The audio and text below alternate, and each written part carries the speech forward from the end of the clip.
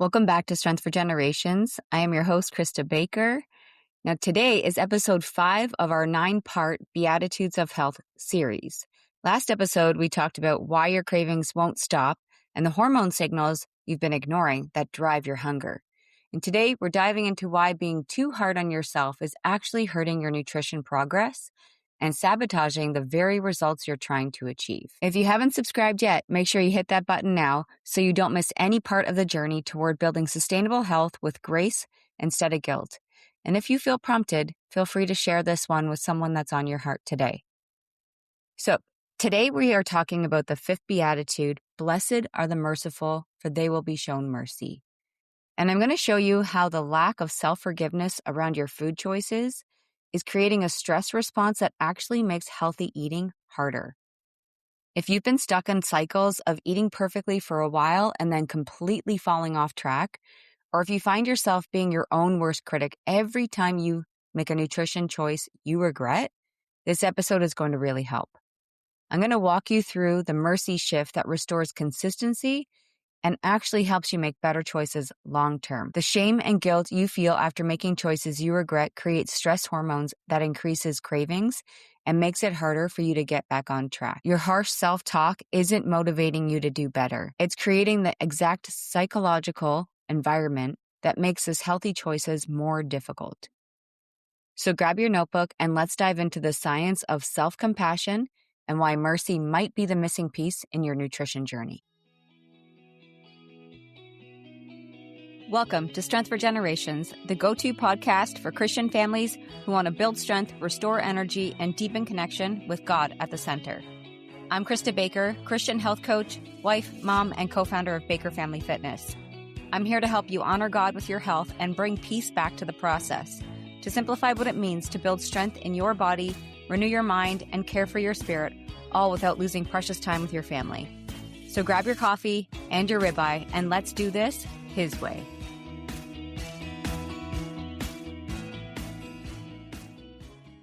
Okay, here are a couple things that I typically hear when people share with me why they struggle with consistency when it comes to healthy eating. I'll hear things like, I do really well with my nutrition for a few days or weeks, but then I have one bad meal and everything falls apart.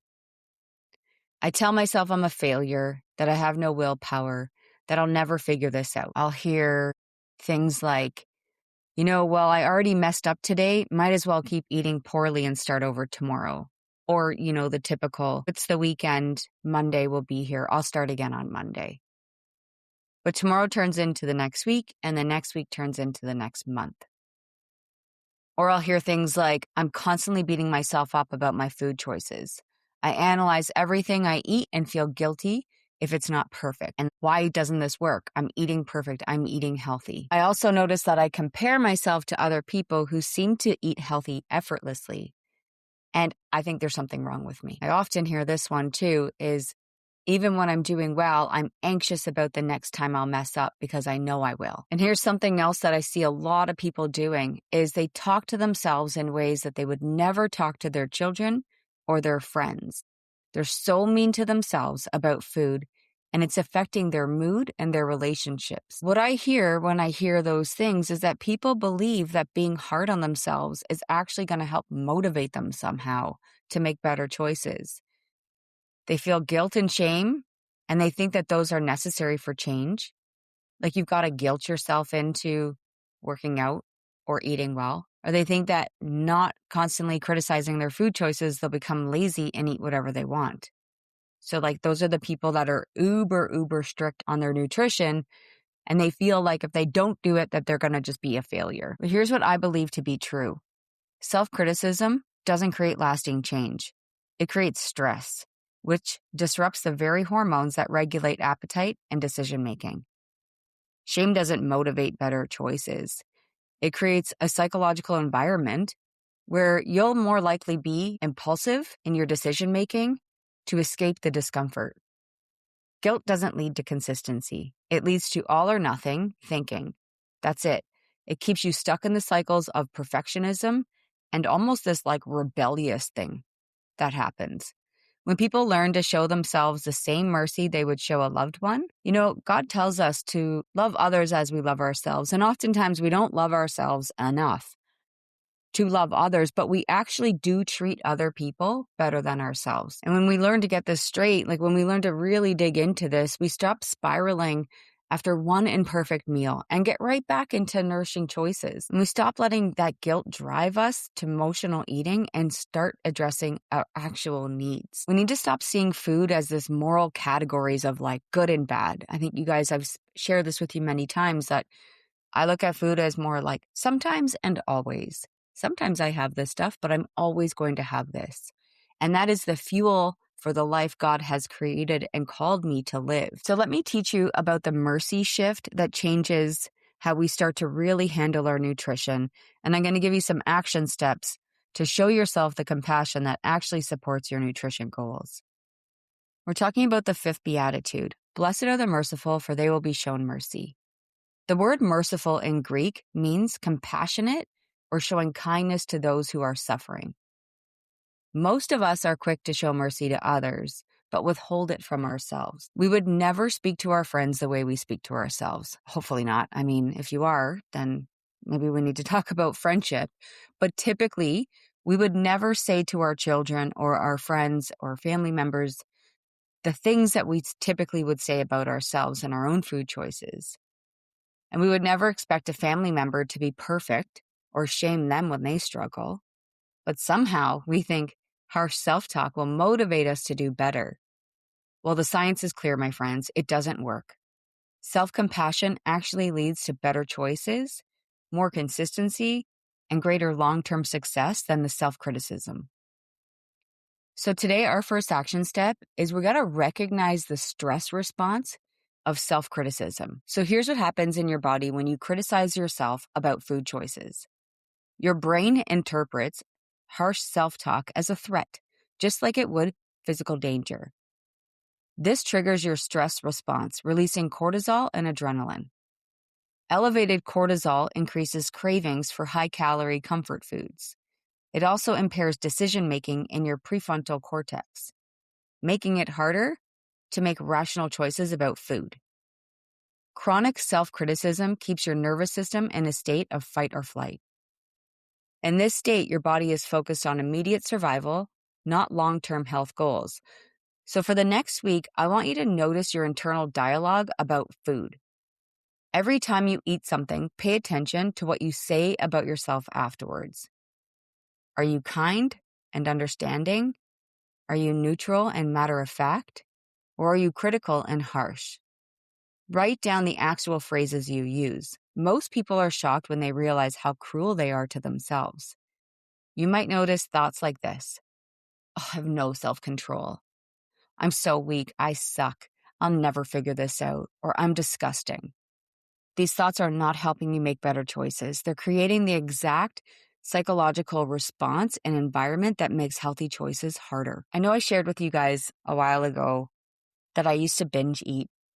I started connecting it to specific shifts on the calendar when I would be extremely exhausted, burnt out, working around shift work, and not having that natural connection was really hard for me.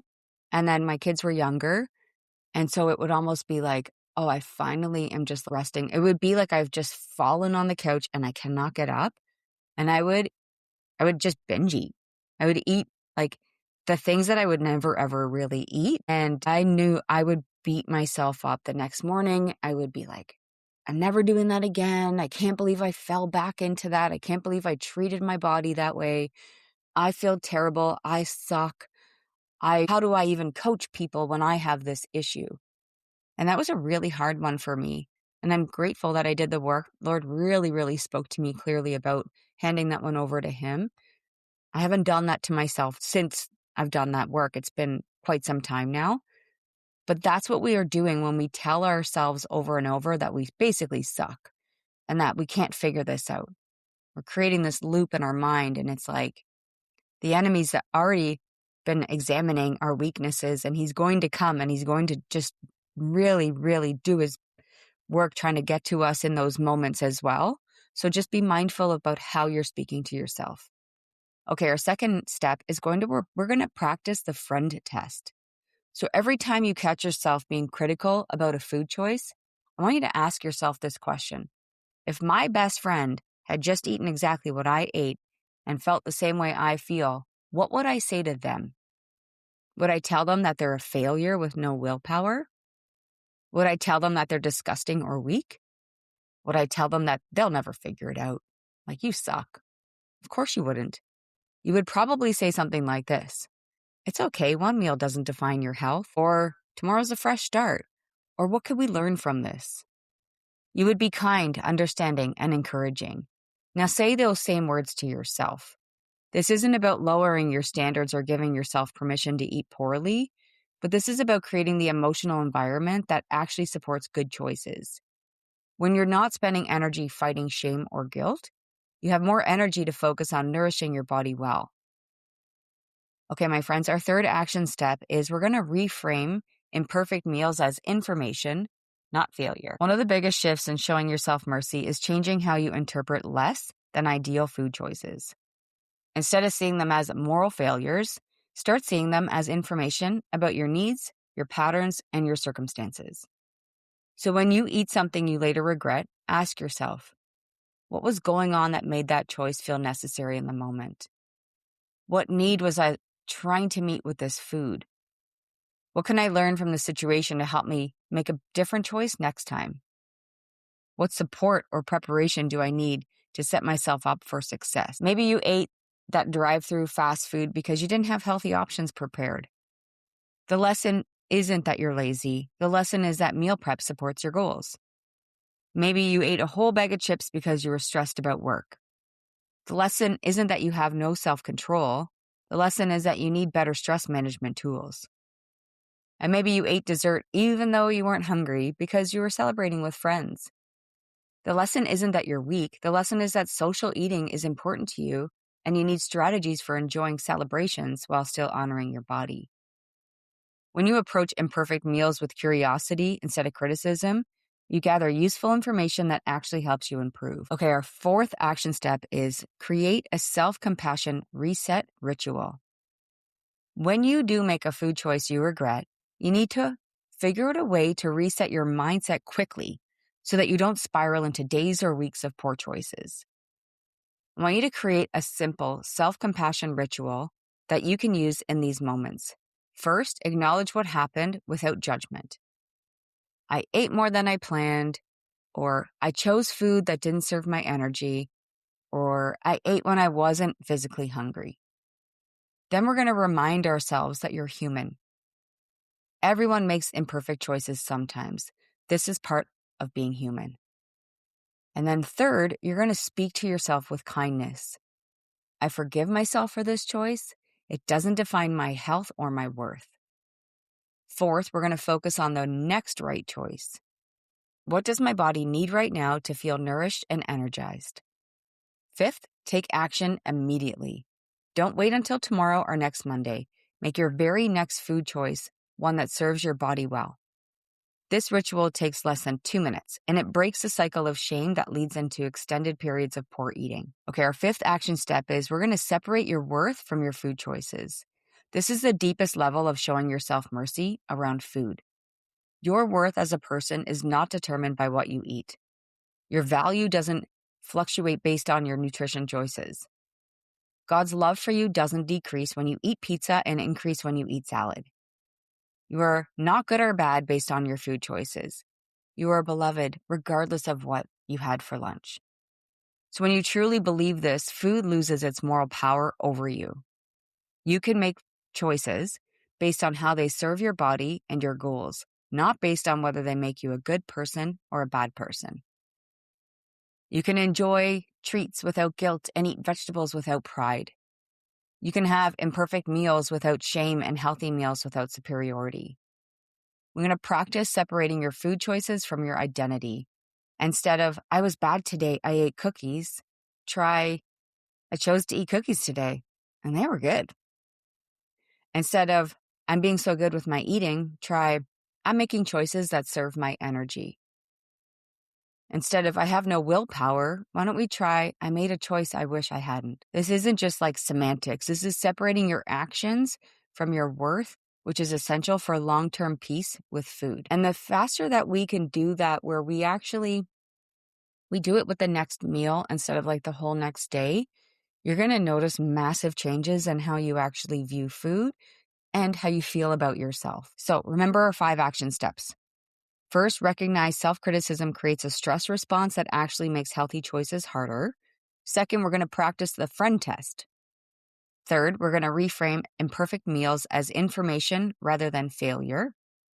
Fourth, we're going to create a self-compassion reset ritual. And our 5th is to separate your worth from your food choices. When you start showing yourself mercy around food, guys, it's so beautiful. You stop wasting energy fighting shame and guilt. You stop making impulsive choices to escape negative emotions. And you stop letting one imperfect meal turn into weeks of poor eating. Your relationship with food becomes peaceful instead of stressful, and your choices become more consistent because you're not constantly starting over. And remember, when we talk about consistency, friends, that is the thing that will help us really understand our health long term. And I had a conversation recently with a client, and we talked about, how to really balance out our full nutrition macronutrients. And a lot of people will say, oh, I'm high protein. I'm like, you're not actually high protein. You are 30% of your food is coming from protein. 70% is coming from carbs and fats. When we start to break it all down, you just never ate 30% of your food would never come from protein before. And so we just need to dial in one little thing at a time. So reminder, guys, if you're ready to stop being your own worst critic and start building a peaceful, sustainable relationship with food, you are invited to come and join the Move Mountains Method 5-day training. Remember, it's free. And it's not just going to address what to eat, but how to think about food in ways that support your long-term success. So just a quick recap. We go day 1, we dive into why this actually matters. Day 2, we talk about movement strategies. Day 3, we talk about nutrition and just really where to start. A lot of people struggle with that. Day 4, we talk about perseverance and how to keep going. And day 5 is about building that legacy of health for your family. Each day includes reflection questions. I've got workbooks and all that fun stuff in there. And, it's a really good time learning how to honor God with your body and this, tapping into that mercy instead of judgment. So you can head over to bakerfamilyfitness.com/movemountains to get signed up. And so remember today, blessed are the merciful, for they will be shown mercy. The mercy you show for yourself around food choices isn't weakness, it's wisdom. And it's understanding that shame and guilt don't create lasting changes. When you stop fighting yourself, you free up energy to nourish yourself. So feel free to let me know what step you're taking, just one action step. You can message me on Instagram, Facebook, send me an email, whatever feels best for you. I want to hear from you guys. I'm so excited to know how God is speaking to you through this message, what He's revealing to you, the areas that you need to focus on. We all have stuff that we need to work on. You're not alone, and I'm here if you need anything, okay? Now let me close us in prayer. Father, thank you for your mercy that is new every morning. Help us to extend the same mercy to ourselves, especially around our food choices. Show us how to speak to ourselves with the same kindness we would show our children. Help us to separate our worth from our performance and remember that you love us regardless of what we eat. Give us wisdom to learn from our choices without shame. Help us to model self-compassion for our families so they learn that mistakes are opportunities for growth, not reasons for condemnation. Teach us to honor our bodies with kindness instead of criticism. In your beautiful name, Jesus, we pray. Amen. All right, my friends, keep building strength for generations. Thanks for tuning in to Strength for Generations. If this podcast encouraged you, it would be a blessing if you took a quick minute to leave a 5-star review. It helps more families hear this message and find hope for their health and faith journey. It lights me up to know this podcast is helping you. And if you feel led to share this episode, text it to a friend, post it to your stories, or send it to someone on your heart. God might use it to encourage someone who really needs it today. And don't forget to eat steaks, lift weights, love Jesus, and keep doing it His way.